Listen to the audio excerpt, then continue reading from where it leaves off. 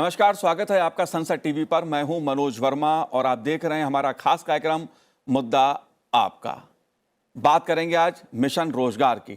धनतेरस और दीपावली के मौके पर प्रधानमंत्री नरेंद्र मोदी ने 22 अक्टूबर को रोजगार मेले का शुभारंभ किया। केंद्र सरकार रोजगार मेले के जरिए 10 लाख सरकारी नौकरियां देने वाली है। प्रधानमंत्री नरेंद्र मोदी ने वीडियो कॉन्फ्रेंसिंग के जरिए रोजगार मेले को संबोधित किया और 75,000 से अधिक युवाओं को नियुक्ति पत्र भी जारी कर दिए।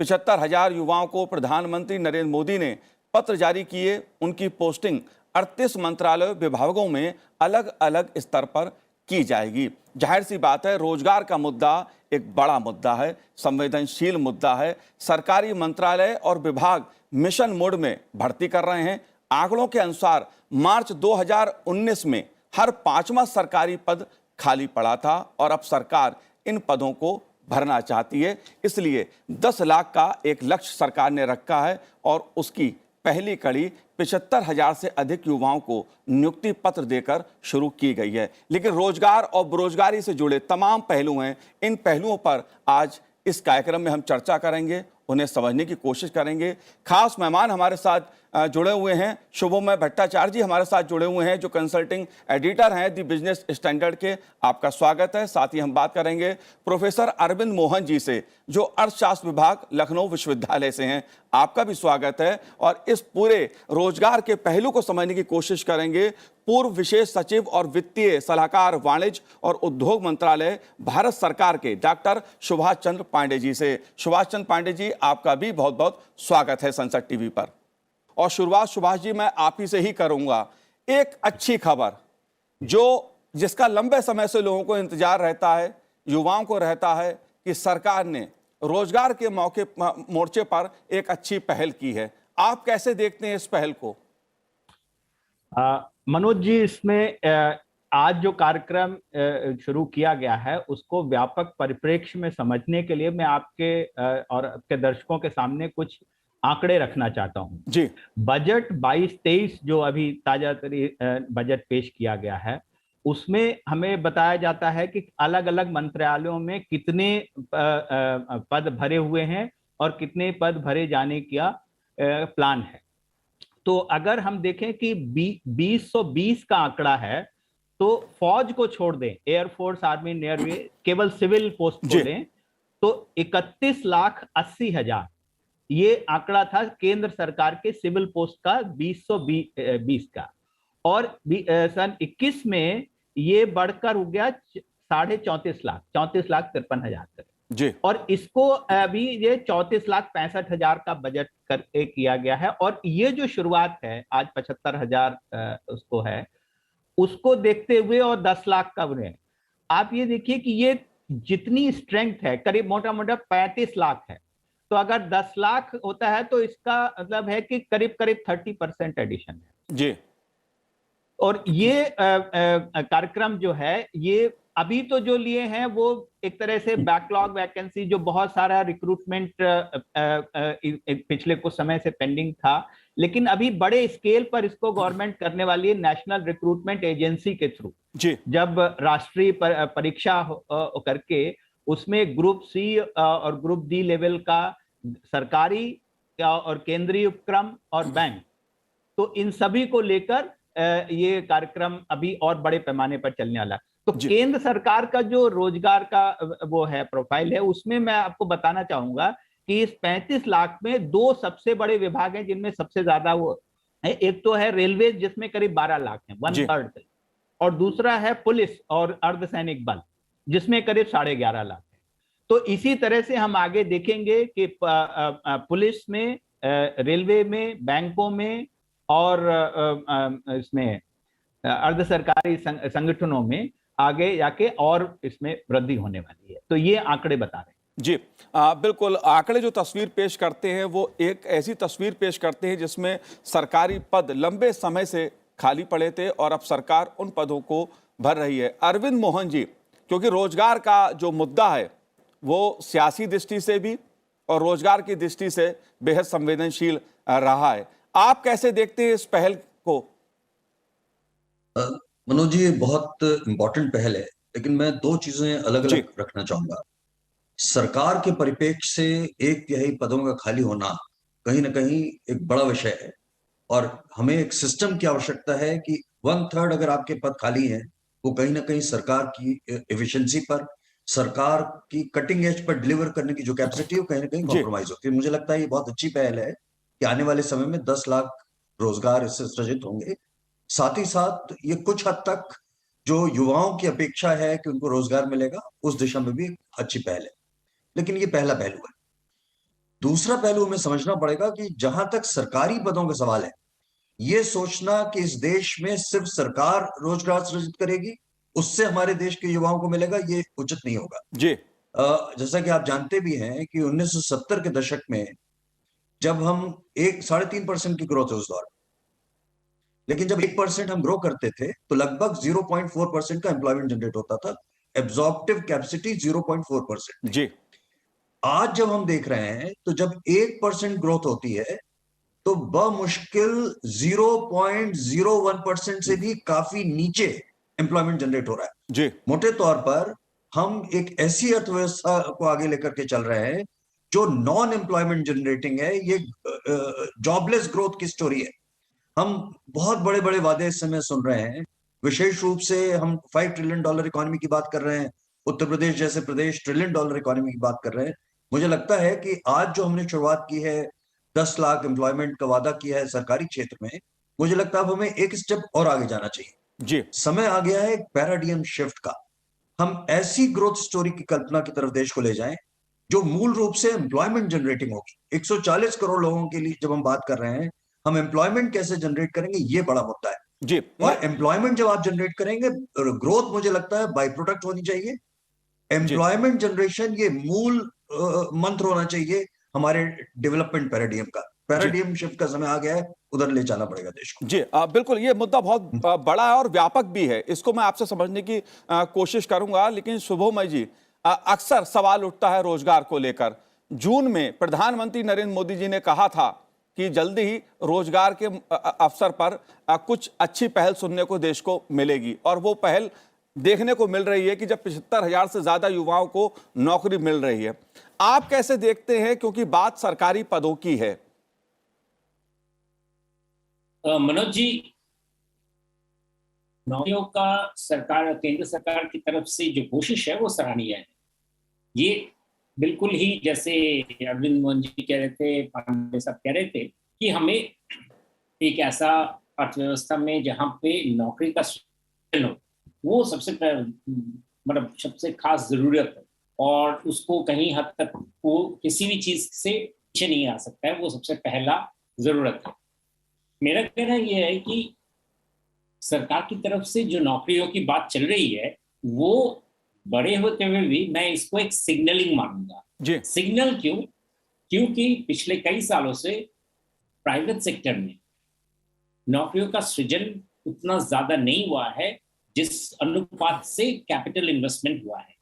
और ये इसलिए क्योंकि ऐसे बहुत सारे सेक्टर्स में जहां पे एम्प्लॉयमेंट जनरेट हो सकते हैं, उन सारे सेक्टर्स में प्राइवेट कैपिटल ज्यादा उत्साह नहीं दिखाएंगे। जी तो खासकर हम जैसे जिस सेक्टर्स की बात करते हैं कि लार्ज स्केल मैन्युफैक्चरिंग, जिसमें बहुत एम्प्लॉयमेंट का संभावना रहता है, उसमें प्राइवेट कैपिटल नहीं आया है। लेकिन वो कैपिटल अगर ना आए तो लार्ज, बहुत बड़े पैमाने पर लोगों को एम्प्लॉयमेंट मिलना मुश्किल है। सरकार के लिए वो दिन अभी सामने नहीं है कि जब हम 10 लाख एम्प्लॉयमेंट भी करें, तब भी भारत के जो अनएम्प्लॉयमेंट की या कम एम्प्लॉयमेंट की, इनफॉर्मल एम्प्लॉयमेंट का जो विशाल चित्र है, उसमें बहुत ज्यादा दाग कट सकता है।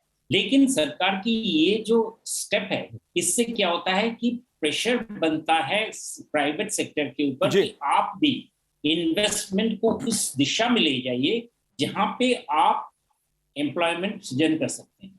और मैं समझता हूं वो उस कदम का एक बहुत बड़ा स्टेप आज है कि सरकार के लिए, जिसे कहते हैं, एक कॉन्फिडेंस आता है, एक बोलने का चीज बनता है कि हम कोशिश कर रहे हैं, तो आप भी कोशिश कीजिए। और ये हो सकता है क्योंकि भारत में जब चारों तरफ से दुनिया में इन्वेस्टमेंट्स आ रहे हैं, और इन्वेस्टमेंट्स आने का एक बहुत बड़ा वजह है कि ये नहीं कि भारत में कैपिटल सस्ता है, वो इसलिए आ रहा है कि भारत में लेबर सस्ता जी। तो लेबर सस्ता है क्योंकि लेबर अवेलेबल है, स्किल लेबर है, तो वो लेबर को कहाँ पे फिर क्यों नहीं रोजगार में लाया जाएगा, क्यों नहीं काम पे लाया जाएगा। तो ये एक चैलेंज बनता है प्राइवेट सेक्टर के लिए और एक अच्छा चैलेंज है, जिस चैलेंज को मुकाबला करने के लिए हम आशा करते हैं कि अगले इस साल, अगले इस 2023 में 2024 में चलते हुए एम्प्लॉयमेंट का एक नया चित्र देखेंगे। बिल्कुल, मैं इसी चीज को डॉक्टर सुभाष जी आपसे भी समझना चाहूंगा, क्योंकि कोरोना संक्रमण के समय और उसके बाद बड़े पैमाने पर प्राइवेट सेक्टर में नौकरियों की छटनी की गई, लोगों को नौकरियां गंवानी पड़ी, और ऐसे में जून में प्रधानमंत्री नरेंद्र मोदी ने 10 लाख नौकरी देने का वायदा किया और उस दिशा में 75,000 नौकरियों का यह कदम। लेकिन मेरा सवाल आपसे यह है कि क्या केवल सरकारी नौकरी को ही नौकरी माना जाए, जो आत्मनिर्भर भारत की बात है, या स्वरोजगार रोजगार की बात है, उस पहलू को आप कैसे देखते हैं? उस दिशा में सरकार ने जो कदम बढ़ाए हैं उसको आप कैसे देखते हैं? जी हाँ, देखिए, जो हमारे यहाँ जिस तरह से एम्प्लॉयमेंट अनएम्प्लॉयमेंट को मेजर करने का आज से नहीं दशकों से जो सिस्टम है, तो उसमें हम बात करते हैं फॉर्मल एम्प्लॉयमेंट और इनफॉर्मल एम्प्लॉयमेंट।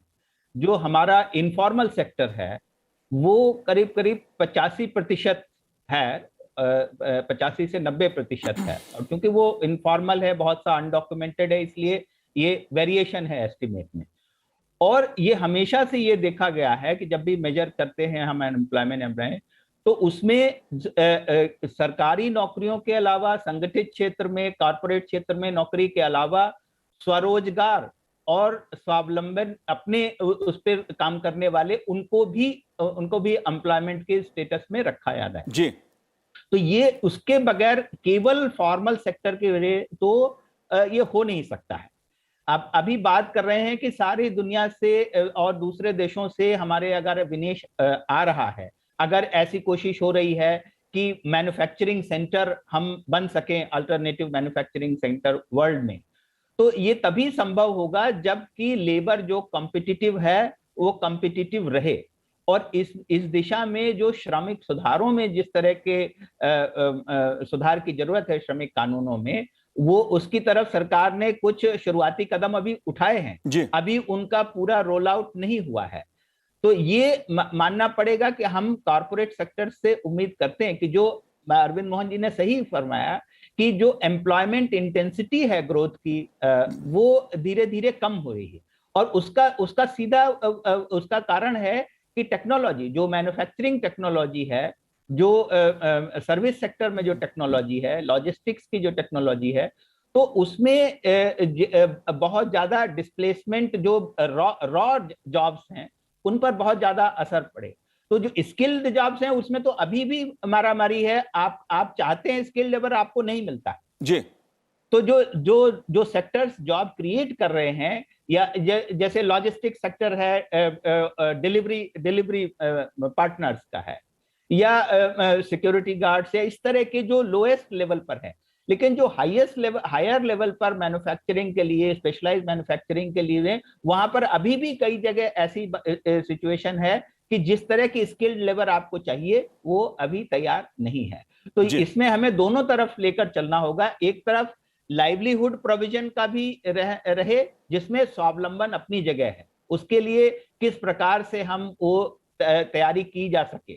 तो जो डिजिटलाइजेशन हमने किया, जो डिजिटल बैंकिंग को जैसे बढ़ावा दिया, वो सब इस तरफ से ही है कि स्वरोजगार कैसे बढ़ते। अभी कल ही परसों की बात है जब 75 डिजिटल बैंकिंग यूनिट्स का उद्घाटन हो रहा है, फाइनेंशियल इंक्लूजन इतना बढ़ गया है, तो हम उस तरफ जाकर देख रहे हैं कि कैसे वो रोजगार के, स्वरोजगार के अवसर भी उत्पन्न किया सके। सरकार की नौकरी अगर 10 लाख तो वो कुछ भी नहीं, लेकिन अगर आप 10 लाख को सरकारी, केंद्र सरकार के टोटल उसमें देखें, 35 लाख में अगर 10 लाख है तो बहुत बड़ी जी। मैं सुभाष जी केवल सरकारी नौकरियों के नजरिए से ही बात नहीं कर रहा हूं, इसीलिए मैंने रोजगार की बात की। अरविंद मोहन जी, मैं इसको व्यापक पैमाने पर देखना चाहता हूं, या मैं चाहता हूं इस विषय में आपका जो पक्ष हो, जो पहलू हो, वो आप रखें, क्योंकि एक तरफ सरकारी नौकरी है, सरकार की नौकरी देने की भी अपनी एक सीमा है, लेकिन दूसरी तरफ अगर हम आत्मनिर्भर भारत की बात करते हैं या मुद्रा लोन के जरिए रोजगार की बात करते हैं, उस दृष्टि से अगर देखा जाए तो रोजगार उपलब्ध कराने के लिए सरकार ने जो पिछले कुछ अरसे में पहल की है, आप उसे कैसे देखते हैं? दूसरी ओर प्राइवेट सेक्टर, जिसकी ओर शुभमय जी इशारा कर रहे हैं कि जितना योगदान उसका होना चाहिए था उतना नहीं हुआ, उल्टा कोरोना काल में प्राइवेट सेक्टर में नौकरियां लोगों को गंवानी पड़ी, आप कैसे देखते हैं इस पहलू को? मनोज जी, मैं शुभमय जी से और सुभाष जी से पूरी तरह एग्री करता हूँ। खासतौर पर जो शुभमय जी ने बात कही कि सरकार का रोल एक कैटालिटिक इंटरवेंशन का है, और ये एक तरीके से एक संकेत है प्राइवेट सेक्टर के लिए भी कि इस दिशा में सरकार देश को बढ़ते हुए देखना चाहती है। और जो बात सुभाष जी कह रहे हैं बिल्कुल ठीक है कि कुछ समय से हम प्रयास इसी दिशा में कर रहे हैं। फॉर एग्जाम्पल, हम बहुत इंटरेस्टिंग लेबर कोड्स की आज बात कर रहे हैं, देश में लेबर कोड लाने की बात कर रहे हैं। ये सब कहीं ना कहीं देश को उसी तरफ ले जाने की कोशिश है। जितना भी हमारा प्रयास है, चाहे आत्मनिर्भर भारत का हो या स्टार्टअप्स पर हमारा फोकस हो या डिफेंस सेक्टर की जो हम पॉलिसीज लेकर के आ रहे हैं, एमएसएमई को हम कहीं ना कहीं इन्वॉल्व करने की कोशिश कर रहे हैं। लेकिन अभी भी स्ट्रक्चरल चैलेंजेस हैं जिनको आपको एडिक्वेटली एड्रेस करना पड़ेगा। एक बहुत बड़ा स्ट्रक्चरल चैलेंज ऑलरेडी हमें दिख रहा है कि 1950 से लेकर आज तक हमने देश की ग्रोथ स्टोरी को ड्राइव किया इन्वेस्टमेंट के थ्रू। जो भी हमारा कैपिटल आउटपुट रेशियो रहा, उसके तहत हम 7%, 8%, 9% अलग अलग समय में ग्रो करते रहे। मोटे तौर पर हम देश को उसी तरफ आगे ले जाने की कोशिश कर रहे हैं। लेकिन हमारा जो डेमोग्राफिक डिविडेंड का एडवांटेज है, और उससे पहले हमें शायद ये समझना बहुत जरूरी है कि हिंदुस्तान में जो निवेश होता है, लगभग 95% इन्वेस्टमेंट डोमेस्टिक सेविंग से फाइनेंस होता है। बमुश्किल 5% विदेशी सेविंग से, विदेशी निवेश पर निर्भर है। तो मोटे तौर पर हिंदुस्तान आगे जाएगा इन्वेस्टमेंट के टर्म्स में, तो डोमेस्टिक स्टोरी है, डोमेस्टिक सेविंग से ही हम आगे बढ़ेंगे। और डोमेस्टिक सेविंग्स में जो डेमोग्राफिक डिविडेंड है बहुत महत्वपूर्ण रोल प्ले करता है। आप जितना एम्प्लॉयमेंट जनरेट कर पाएंगे उतना आपकी डिपेंडेंट पॉपुलेशन गिरती है। 10 लाख अगर हम सरकारी क्षेत्र में फॉर एग्जांपल एम्प्लॉयमेंट जनरेट करते हैं तो 10 लाख परिवारों में जो डिपेंडेंसी रेशियो नीचे जाएगा। और अगर यही चीज आप प्राइवेट सेक्टर में भी आते हुए देखेंगे तो आपका डिपेंडेंसी रेशियो नीचे जाने का मतलब है कि स्वतः आपका जो सेविंग्स जनरेशन की कैपेसिटी है देश में, वो बढ़ना शुरू होगी। हमें ये समझना चाहिए कि ये स्ट्रेटजी बिल्कुल संभव है। हम $5 ट्रिलियन इकोनॉमी की तरफ अगर देश को ले जाना चाहते हैं, जिसमें इन्वेस्टमेंट का एक बहुत अहम रोल होने जा रहा है, उसमें भी एम्प्लॉयमेंट जनरेशन की जो स्ट्रेटजी है ये उतनी ही कारगर हो सकती है जितना हम दूसरी स्ट्रेटजी जिन पर हम शायद आज ज्यादा भरोसा कर रहे हैं।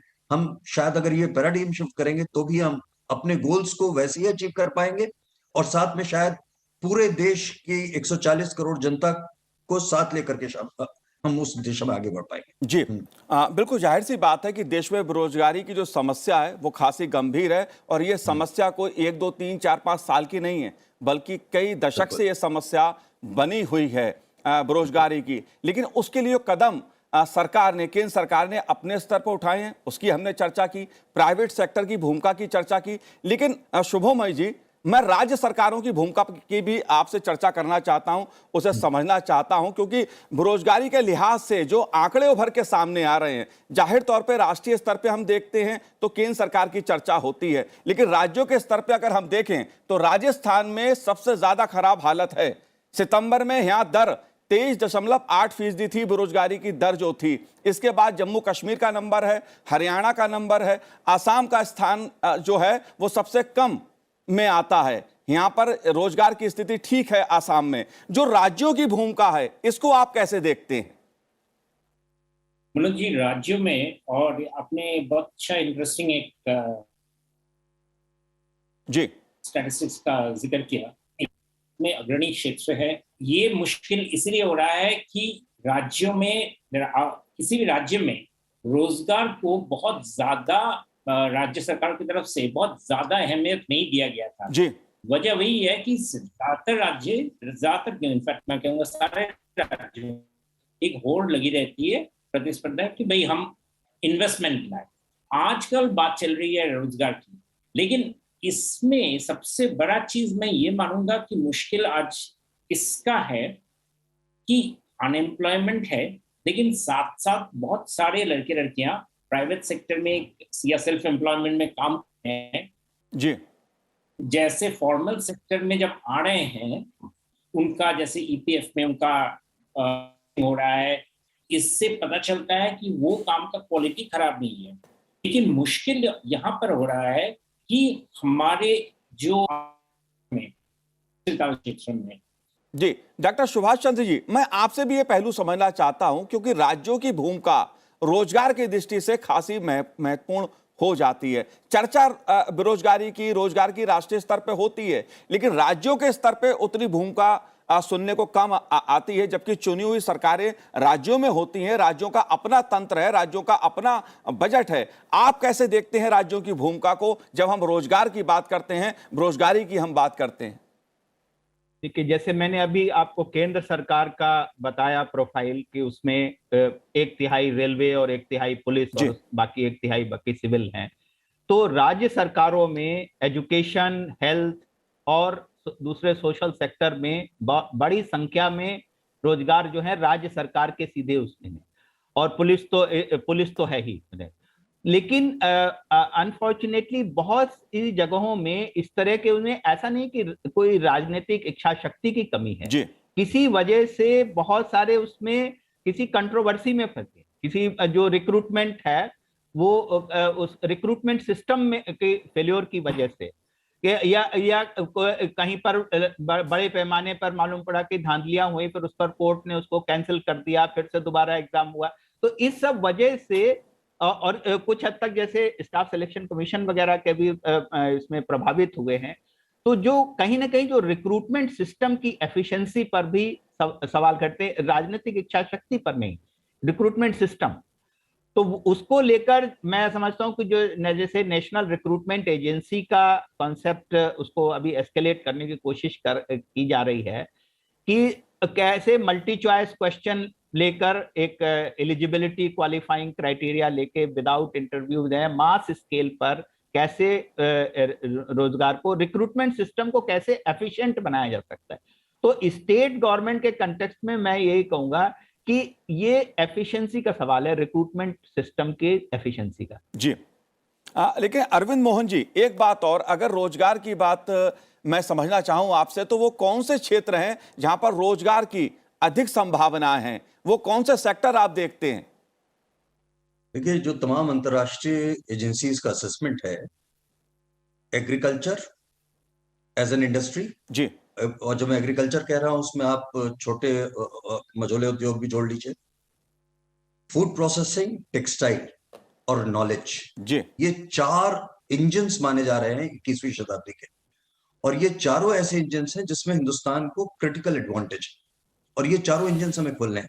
यहां शायद ये भी समझना जरूरी होगा कि जब हम एम्प्लॉयमेंट जनरेशन की बात कर रहे हैं, ये दौर होना चाहिए सेकंड जनरेशन रिफॉर्म्स का। फर्स्ट जनरेशन रिफॉर्म्स हमने कुछ पहले शुरू किए, सेकंड जनरेशन रिफॉर्म मेरे हिसाब से उसके 2 बड़े प्लैंक होंगे। पहला है ह्यूमन डेवलपमेंट, जो हेल्थ और एजुकेशन से मिलकर बनता है मूल रूप से, और दूसरा है रूरल डेवलपमेंट, जो कृषि और allied activities, village industries etcetera सब शामिल है उसमें। इसी दिशा में जब आप आगे बढ़ेंगे, हमने पहले भी देखा जो फर्स्ट जनरेशन रिफॉर्म थे मूल रूप से सेंट्रल गवर्नमेंट ने ड्राइव किया, इंडस्ट्री ने रिस्पॉन्ड किया और हम आज जहां पहुंच गए। लेकिन सेकंड जनरेशन रिफॉर्म इस रिफॉर्म की कड़ी का सबसे मुश्किल हिस्सा है जी, और ये मूल रूप से स्टेट गवर्नमेंट्स की जिम्मेदारी है। स्टेट गवर्नमेंट को आगे बढ़ना पड़ेगा और कटिंग एज पर हम इस ट्रांजिशन को कैसे ले जाएं, चाहे वो रूरल डेवलपमेंट के इश्यूज हो, चाहे ह्यूमन डेवलपमेंट के इश्यूज हो, स्टेट गवर्नमेंट की भूमिका बहुत महत्वपूर्ण है। हमने कुछ समय पहले देखा कि जीएसटी में जिस तरीके से हमने अपने फेडरल स्ट्रक्चर को साथ आते देखा, और सेंट्रल गवर्नमेंट और तमाम स्टेट गवर्नमेंट्स मिल करके हम एक दिशा में आगे बढ़ रहे हैं, बढ़ने की कोशिश कर रहे हैं। मुझे लगता है कि बिल्कुल वही प्रक्रिया, और शायद ये उससे भी बड़ा इंटरवेंशन होगा, स्टेट गवर्नमेंट्स को आगे आना होगा। एजेंडा जब हमने फर्स्ट जनरेशन रिफॉर्म्स जब देखे, तो ऐसे स्टेट्स को, ऐसे लोकेशंस को लाभ हुआ जो कंटेंट ऑफ रिफॉर्म था वो ऐसा था कि जो पोर्ट्स पर थे, जिनका इंटरनेशनल कनेक्ट था, जहां लार्ज इंडस्ट्रीज थी, उनको बेनिफिट हुआ। वो तमाम स्टेट, खासतौर पे जो लैंडलॉक्ड स्टेट्स हैं, उत्तर प्रदेश, मध्य प्रदेश, बिहार इत्यादि, ये वो एरिया था जो सबसे महत्वपूर्ण शायद है आने वाले समय में सेकंड जनरेशन रिफॉर्म के पॉइंट ऑफ व्यू से, जिसको फर्स्ट जनरेशन रिफॉर्म में लाभ नहीं हुआ जी। और यहीं पर आपको खास तौर पर स्टेट गवर्नमेंट्स की महत्वपूर्ण भूमिका होगी इस पूरी रिफॉर्म प्रक्रिया को आगे ले जाने के लिए। हमें एजेंडा ऑफ रिफॉर्म सेट करना पड़ेगा यूनियन गवर्नमेंट और स्टेट गवर्नमेंट की भागीदारी के साथ। जी, जाहिर सी बात है, मुद्दा रोजगार का है, समस्या बेरोजगारी की है और इसका निदान सभी को मिलकर निकालना पड़ेगा। इस लिहाज से कहा जा सकता है कि केंद्र सरकार ने दीपावली के मौके पर 75,000 से अधिक युवाओं को जो रोजगार संबंधी नियुक्ति पत्र दिए हैं, वो एक अच्छी पहल है, सकारात्मक पहल है और उम्मीद की जा रही है इससे आगे जो 10 लाख नौकरी देने का वायदा है वो भी पूरा होगा। आप तीनों ने इस कार्यक्रम में भाग लिया, संसद टीवी से बात की, बहुत बहुत शुक्रिया, बहुत बहुत धन्यवाद हमसे बात करने के लिए। तो आज इस कार्यक्रम में इतना ही, मुझे दीजिए आज्ञा, नमस्कार।